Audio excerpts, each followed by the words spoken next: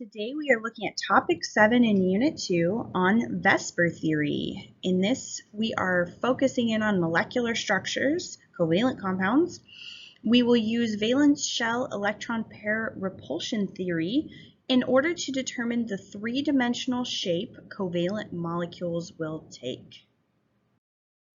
All right, I want you to go ahead and look at these questions, work through them and answer them to the best of your ability, and then once you're done, unpause and we'll check them together. All right, so hope you've had a chance to work through them. So electrons have what charge? So hopefully we're remembering that electrons are negative. We often write electrons as E minus, abbreviated that way to show that it's a negative particle. Electrons come in blank around the atom, either bonded or unbonded. Well, as we've been drawing these structures, we've drawn our electrons either as lines, single, double, or triple bonds, or unbonded electrons are drawn as dots. All of those represent pairs of electrons around an atom. So every line is a pair of electrons, and then our lone pairs are two dots. Pairs of electrons will attract or repel each other. Well, electrons are negative. If you have negative things, they're going to want to repel each other because they're the same charge. So pairs of electrons either are going to want to repel each other. So if we have two bonds on the same atom, we have our central atom with its two bonds, those bonds are going to want to try and get, it says, as close to or as far from each other as possible. Well, if those bonds are made of electrons and electrons repel each other, they're going to want to get as far from each other as possible. It says a lone pair of electrons and a bonded pair of electrons will push away or move toward each other. Well, if we've got electrons in a lone pair, electrons in a bond, again, they're still electrons, they would want to be far from each other, they would want to push away from each other. So, keeping this in mind, this is what our Vesper theory is based on, this idea that electrons want to repel each other and get as far from each other as possible.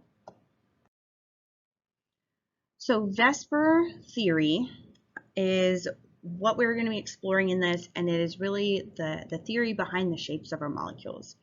So, Vesper stands for valence shell electron pair repulsion. So what does that mean? Let's break it down. Valence shell electrons, those are the electrons that we've been dealing with in all of these drawings. We only care about the valence electrons because those are the ones that are bonding. It says pair, they come in pairs. Repulsion, they like to repel each other. So it's a very straightforward theory when we look at the words there. So we're saying that the valence electrons that are paired up, bonded and unbonded, want to repel each other. And this is going to be the basis of predicting the 3D shape of molecules around a central atom. It's based on the idea that electrons around that central atom are going to want to repel each other. So electron domains are areas where electrons are found around a central atom. So we look at electron domains as a way to help us assess the structure, the Lewis structure, and help us get to which 3D shape this will make. So we have two types of electron domains. So these just areas, right? My domain is my classroom, my area where you'll find me. Well, an electron domain is an area where we'll find electrons, but it is focused around that central atom. So if we look at our two types, we've got bonding domains and non-bonding domains, and they sound exactly like they're described. A bonding domain is our bonds. Bonds count as an electron domain. Double or triple bonds count as one domain. So if I look at this first structure, I've got a bonding domain here, here, and one domain there. So this has 3 bonding domains. Okay, and it having 3 bonding domains is going to help us predict what kind of shape it has. If we look at our second one, the CH4, it has 1, 2, 3, 4 bonding domains. Our nitrogen, our NH3 molecule here, ammonia, has 1, 2, 3 bonding domains. So I'm going to put just 3 bonding, 3B. And our water on the side has 1, 2 domains, 2 bonding domains. So all of those in yellow are bonding domains. Now we also have what are called non-bonding domains, okay, non-bonding, which they are lone pairs on our central atom, and they count as a domain as well. If a domain is areas where we have electrons, then if you have a lone pair, that's an area where we find electrons. So our first structure, the CH2O, does not have any non-bonding domains. These lone pairs on the oxygen at the top do not count as a domain because they are not bonded to the central atom. They have to be touching that central atom. And the reason is because everything is, the 3D shape is going to be made around that central atom. So we want to just see what's going on with that central atom. Our second structure, CH4, has no lone pairs, so no non-bonding. So both of these have 0 non-bonding domains, 0 non-bonding. Our third structure, NH3, ammonia, has 1 lone pair on that central atom, so it has 1 non-bonding domain. And our water has 2 lone pairs, so it has 2 non-bonding domains. So we've got a good mix here. We've got a 4 bonding with no non-bonding, with 3 bonding, no non-bonding, and then we got a 3 and a 1 and a 2 and a 2. So lots of different things going on here.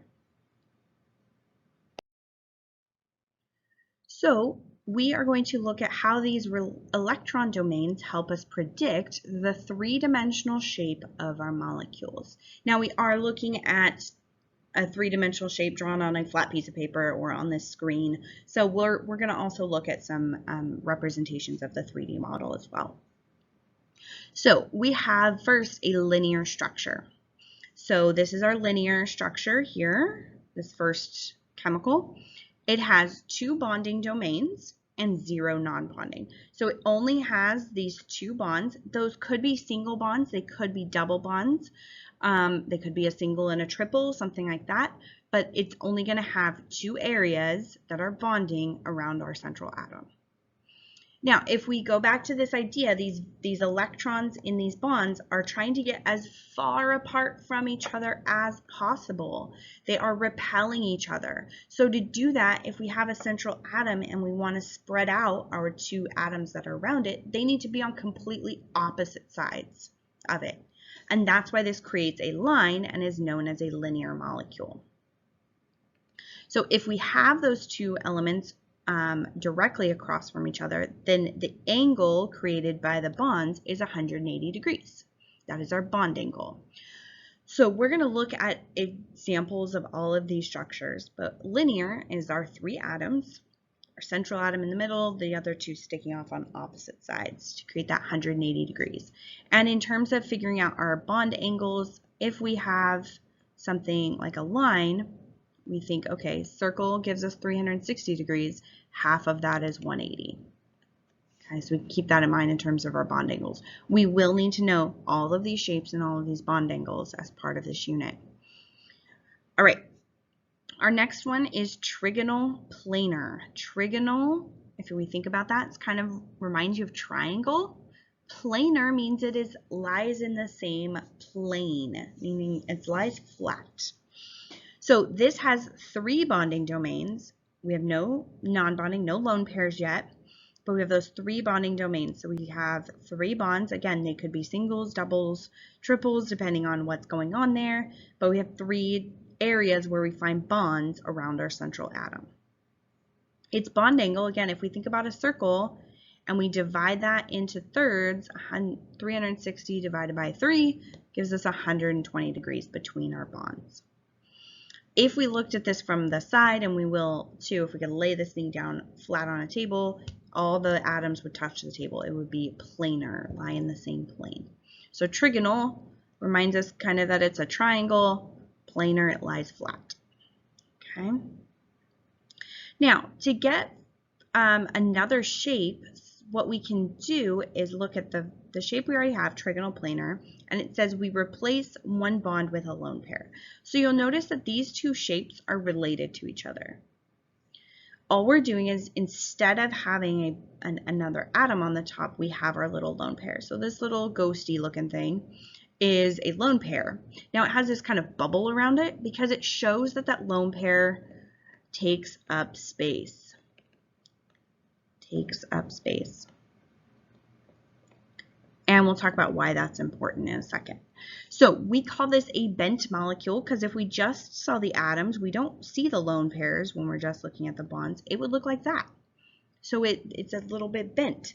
Now, we know that the electrons are trying to get as far from each other as possible. So if it didn't have this lone pair on top, then it would be linear, like the first one. But because of that lone pair repels those bonds and pushes those bonds closer to each other. It spreads everything out, and we get this bent shape. Now, the bond angle, so we have two bonding domains, one non-bonding. That helps us tell it's bent.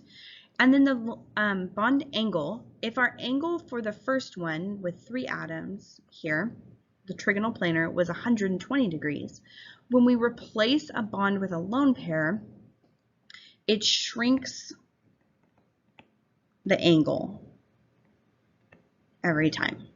Okay, it shrinks that bond angle. So our bond angle is between the two bonds. Okay, so because that lone pair, again, takes up extra space because it's not trapped between two elements, then our bond angle kind of shrinks a little bit. So we don't have to know the exact number, but if we know it's a little less than 120, then we are fine. So if you were given a question, a structure like this on the AP test, it says, what's the bond angle in this structure? You could say slightly less than 120 degrees. Okay. Let's take a look at some more structures. All right, let's take a look at another couple of shapes. So our next one is tetrahedral. So it has 4 bonding domains, no non-bonding. So we're always looking at the one with all the bonding domains first.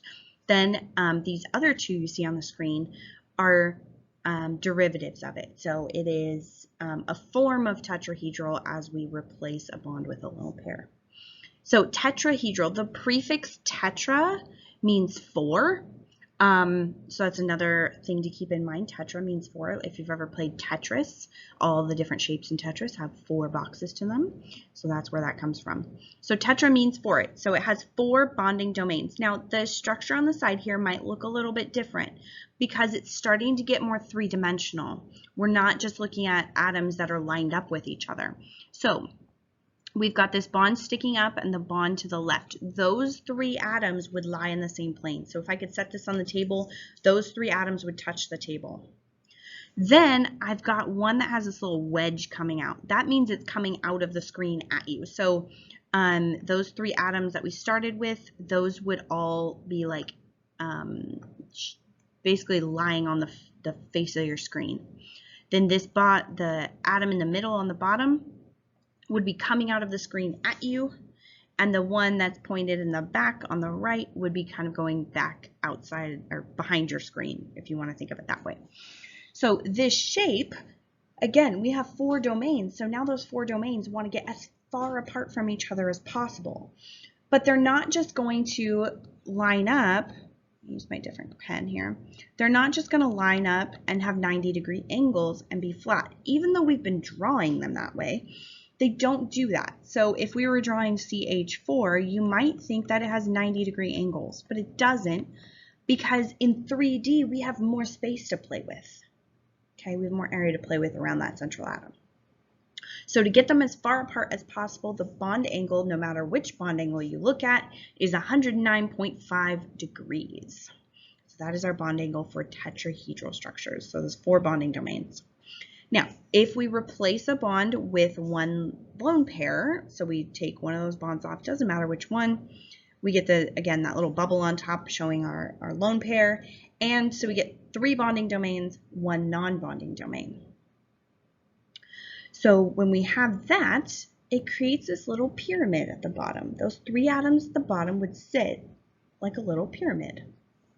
And then that lone pair would take up space at the top. Again, if we were just looking at the atoms themselves, we'd get that little pyramid and we wouldn't see the lone pair, but we know it's there because it's pushing those bonds together.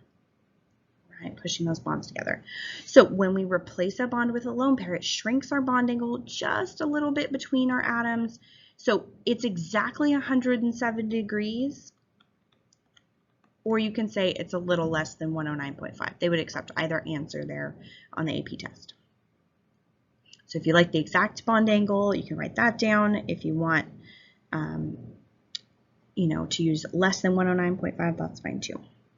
Now, if we go ahead and replace another bond with another lone pair, then we get a bent structure. So we've got two lone pairs taking up space. We've got two atoms bonded to our central atom, and we get that bent shape. So if we were to just look at our atoms, they would look something like this. Now with the two lone pairs on it, does again shrink that bond angle, so we get down to 104.5. So you'll notice it drops, our bond angle drops by 2.5 each time. So it's minus 2.5, minus 2.5, and we get our new bond angle. And this is also called bent. So we looked at a bent structure earlier, and it was when we had trigonal planar with our three atoms, and we replaced one with a lone pair. We called it bent. Now we're placing two with a lone pair, and it's still bent. It's just more bent. Okay, they have the same name though, so we don't have to worry about differentiating between the type of bent. But what we can tell the difference with is their bond angle. So do that one lone pair and it's bigger, or two lone pairs and the bond angle is smaller. Okay. So these are most of our basic structures we're going to be seeing. These are 90% of the time what we're going to see. There are a couple more that we'll look at that are come from some of our exceptions to the rule. So we're going to do a little practice on identifying the shape from our Lewis structure. We're going to start with these basic shapes we've looked at. So we want to count our total number of domains to determine the general shape. Then we're going to count our bonding and non-bonding domains to determine the exact shape and then identify it. So on your paper, you can reference all of the notes we've got so far. So looking at our first structure, we have 1, 2, 3 bonding domains touching our central atom. And we don't have any lone pairs on that carbon, so 0 non-bonding. So we have 3 domains total. So that narrows it down to things that fall into the trigonal planar ones. So it could be trigonal planar or it could be bent, depending on if we have a lone pair or not. Since we have just bonding domains, it's going to be a trigonal planar structure. All right, that would be the shape. So our carbon, oxygen, and hydrogen would all lie flat, and then we'd have those bonds between them. And we're going to see how this would look in 3D in a little bit too. All right, then we have CH4. We've got methane here. So 1, 2, 3, 4 bonding domains around our carbon, and we have no lone pairs. So our structure that has 4 bonding domains is, remember 4 means tetra, so that is our tetrahedral shape. All right. And then we're going to look at our next one. So nitrogen with hydrogen, ammonia, we've got 3 bonding domains. We've got 1 non-bonding domain. So we have a total of 4 domains. So that means it's related to the tetrahedral shape. They come from the same family, okay? But we've replaced a bond with a lone pair. When we replace one of those with a lone pair, we get that pyramidal shape. We get that little pyramid. All right, let's look at water. We've got 2 bonding domains. We've got 2 non-bonding domains. So again, there's 4 total domains. It is also related to the tetrahedral shape because it has a total of 4 domains, but we've replaced 2 of the bonds with 2 lone pairs. So if we think back to that tetrahedral shape, if I take away 2 of these and make them lone pairs, then I've got that bent shape. Right, that bent 3D shape. So if we look at these, we can also identify their bond angle. This is that trigonal planar, so we're dividing those that 360 degrees by 3, so we get 120 degrees. Our tetrahedral, we got to just know that one. That's the 109.5. Since these other 2 are related to that one, they are both less than 109.5. Right there, slightly less. So that's how we can identify our shapes and our bond angles. All right, we do have two more structures, two more shapes that are possible, and these pop up when we get some of those exceptions, those expanded octets, where we have more than 4 things around our central atom, more than an octet. So our first one is bipyramidal. So bi meaning 2, pyramidal meaning pyramids. So if we look at this structure over here, these atoms, okay, with our central atom, create a little pyramid sticking up towards the top. And then the atoms also create a little pyramid sticking down at the bottom. So it's got 2 pyramids. So when we have 5 bonding domains or 5 atoms around our central atom, we get something like this. We get that bipyramidal shape. Okay. Sometimes they are also called trigonal bipyramidal because it is a triangle, but it is bipyramidal. All right, the other one is octahedral, and that's when we have 6 bonding domains, 0 non-bonding. Octahedral, so it's because if you connected all your atoms, you would have 8 sides to our shape, so it would be an octahedron. So that's where the name comes from. So if we actually connected all those, we would have an 8-sided figure. So octahedral is 6 bonding domains. That's 6 atoms bonded to our central atom. You can also replace a bond with a lone pair and keep replacing them with these, but we don't see those a whole lot. So these ones aren't tested as much. We don't see them very often, but I do want you to know that they are possibilities. All right, we are going to look at a little simulation here. You guys can access this as well if you Google PhET and then look up molecule shapes. Then you can play with this simulation too. And I strongly encourage you playing with it because playing with it can give you a really good sense of what's going on. So we've got a central atom here, and I checked the box for molecule geometry. That's what we are looking at, molecular geometry. We can add bonds, we can add lone pairs, all of that. And we're going to go ahead and click and show the bond angles for our substances. So the first one we did in those little practice ones was our carbon central atom. It had 2 single bonded hydrogens and then a double bonded oxygen. So this is our shape of our molecule. It's called trigonal planar, as we had seen. And if I turn it, you'll see that all the atoms line up in the same plane. They lie flat. We have our 120-degree bond angle. If I take one of these and I move it around, eventually they will get back to 120 degrees. Because as we move the bonds closer, those electrons within the bonds are going to repel each other. And they will always get as far apart as they possibly can. So that is our trigonal planar shape. We can do that with a double bond there. We could also do 3 single bonds. This would be like boron trihydride BH3 or BF3, things like that. Okay, let's look at, we did CH4, so central atom, 4 single bonds around it. And this is where we get that funky tetrahedral shape. So I like to actually point my 1 atom on top. And this is where you can see 3 of our atoms kind of line up, and then we have 1 going back and 1 coming forward, right? So I can rotate this.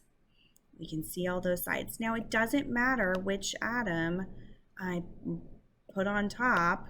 They're always going to have that little shape where we've got 1 sticking up and then 3 in a little tripod at the bottom.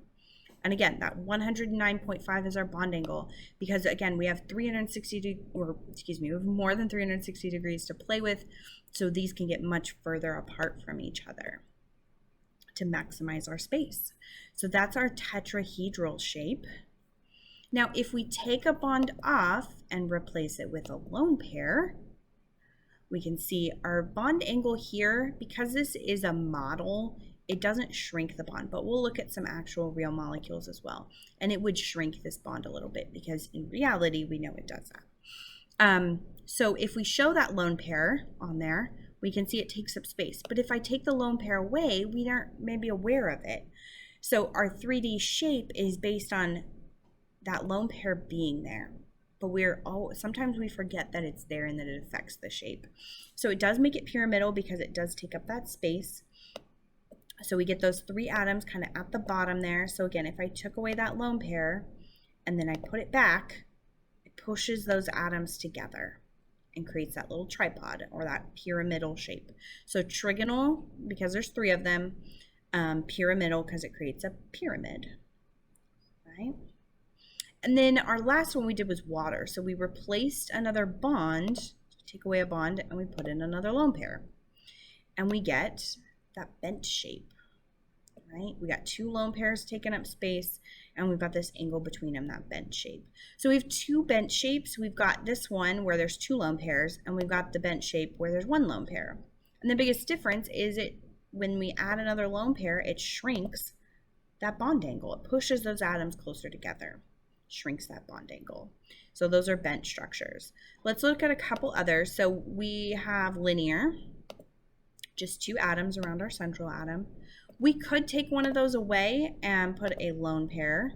That's still considered linear because it's just 2 atoms. 2 points can only make a line. So we get those 2 atoms lining up there. So we can have a bunch of lone pairs on 1 atom and then just 1 other sticking out, and that's still linear.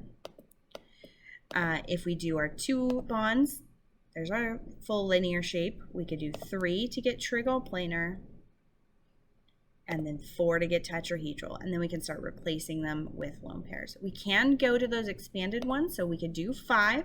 There's that trigonal bipyramidal. So if we, let's see if I can kind of rotate it to the right angle. So I like to kind of look at it up and down. So we get the top and bottom atom, and then we've got this trigonal planar part in the middle, right? And we can move around. You can see our bond angles here. We have 90 degrees from our top to these ones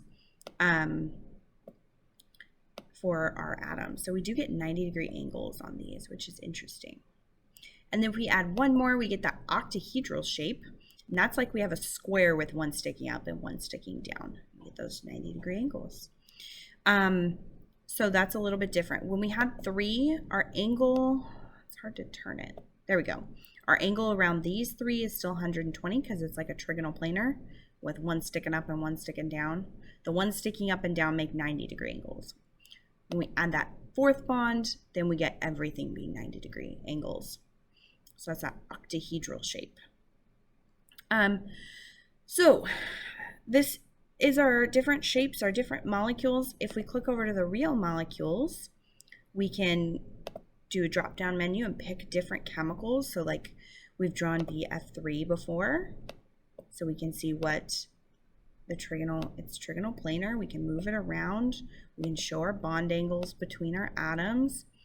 So we can click between a model and a real molecule. This is a good one when we see that bent structure. So water is bent and it has a 104.5 degree bond angle, that less than 109.5. But if we look at the model, in a perfect world, the bond angle would stay normal, it would stay the same. But in reality, it shrinks a little bit because those lone pairs take up space.